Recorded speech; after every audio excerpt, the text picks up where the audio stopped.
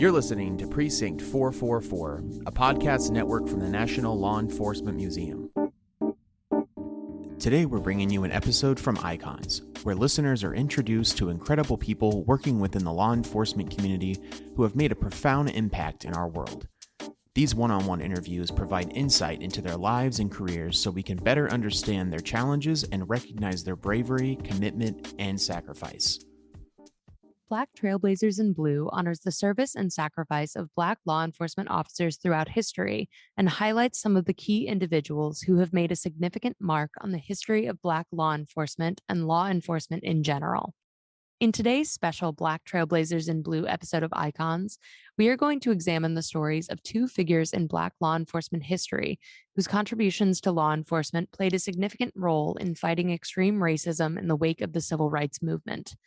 Our first figure is actually featured in the History Beat exhibit here at the National Law Enforcement Museum, and the second is a published author, and his story was actually depicted in Spike Lee's 2018 film, The Black Klansman.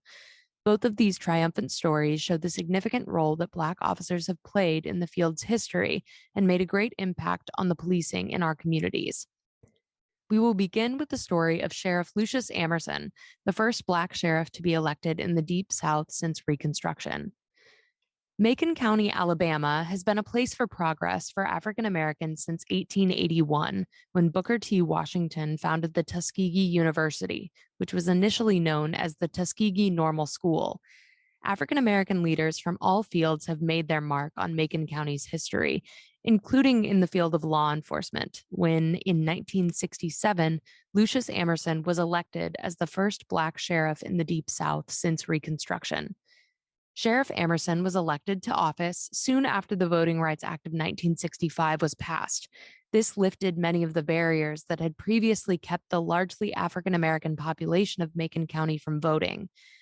Amerson was an Army veteran, and many from his community saw his election as a sign of progress for all Black Americans who were fighting for equality and against police brutality.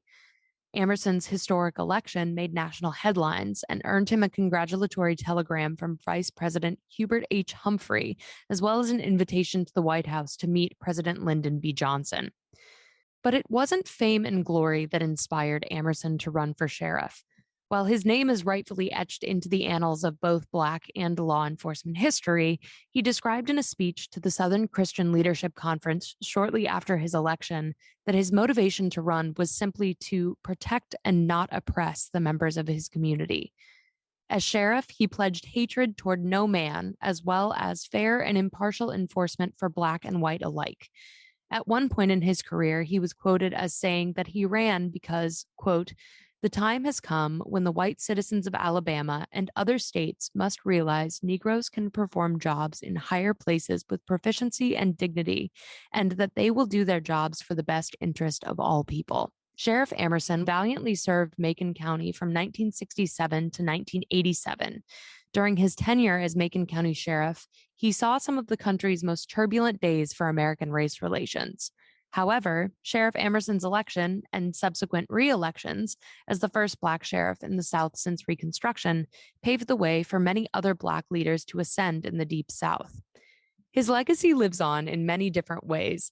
One of the most notable is through the work of the National Association of Black Law Enforcement Executives, also known as NOBLE. Sheriff Amerson was one of the founding members of NOBLE at its inception in 1976. NOBLE was founded during a symposium in Washington, D.C., which brought together 60 of the brightest and most ambitious minds in Black law enforcement in an effort to exchange their views of the critically high rate of crime in Black urban communities and come up with solutions to better serve and police these communities. The delegates from 24 states and 50 major cities were prepared to discuss the socioeconomic conditions that led to crime and violence and raised questions about the relevant issues, such as fairness in the administration of justice, police community relations, and the hiring and promotion of Black police officers. But when the conversation got started, it was soon decided that Black law enforcement executives could have a significantly more effective impact upon the entire criminal justice system if they had a unified voice and an official organization to support them. With this decision, the original agenda for the symposium was all but scrapped, and a new agenda was created in favor of creating Noble. Sheriff Amerson was among these 60 delegates, and with him were figures like Bishop Robinson, who was Baltimore's first African American police commissioner, and criminologist and celebrated Tuskegee Airman Gwyn Pearson. These leaders were among the most prestigious of their time, and they continue to have a lasting mark on the history of law enforcement today. Today, Noble boasts nearly 60 chapters and represents over 3,000 members worldwide, who represent chief executive officers and command level law enforcement officials from federal, state, county, and municipal law enforcement agencies, as well as other criminal justice practitioners. They continue their commitment to equity in the administration of law enforcement and to serve as the conscience of law enforcement, advocating for justice through action.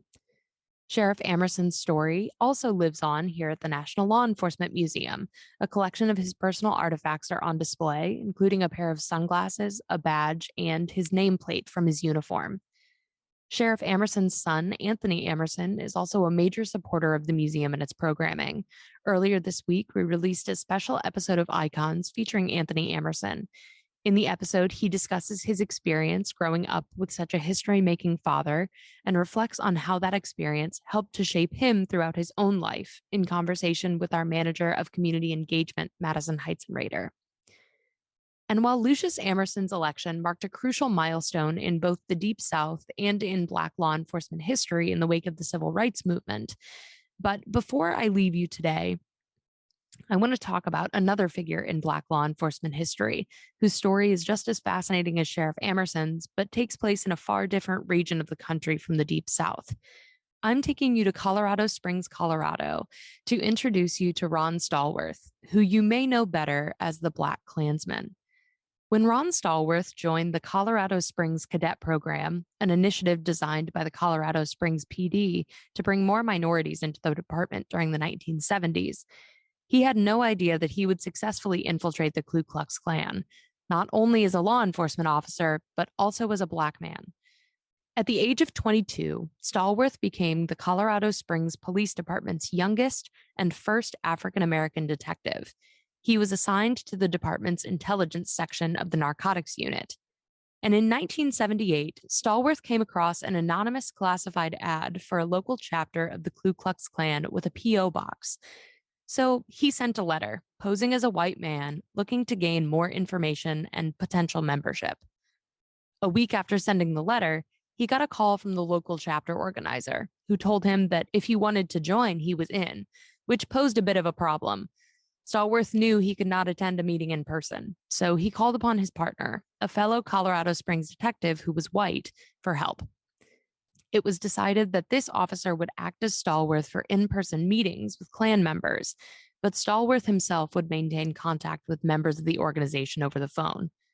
The pair conducted the undercover operation for months. Over this time, Stallworth and his team sabotaged multiple cross burnings, exposed white supremacists in the military who served at the city's nearby military bases with NORAD, and directly combated domestic terrorism in the Colorado Springs area. A highlight of the investigation involved Stallworth speaking to and ultimately befriending the Klan's Grand Wizard, David Duke. The two shared nearly weekly phone calls, and Duke was at one point quoted as mentioning that the fictional Stallworth was a promising recruit. Stallworth's investigation only ended when he was offered the position of chapter organizer. And while he was ready to accept and continue the investigation, the chief of the Colorado Springs Police Department intervened.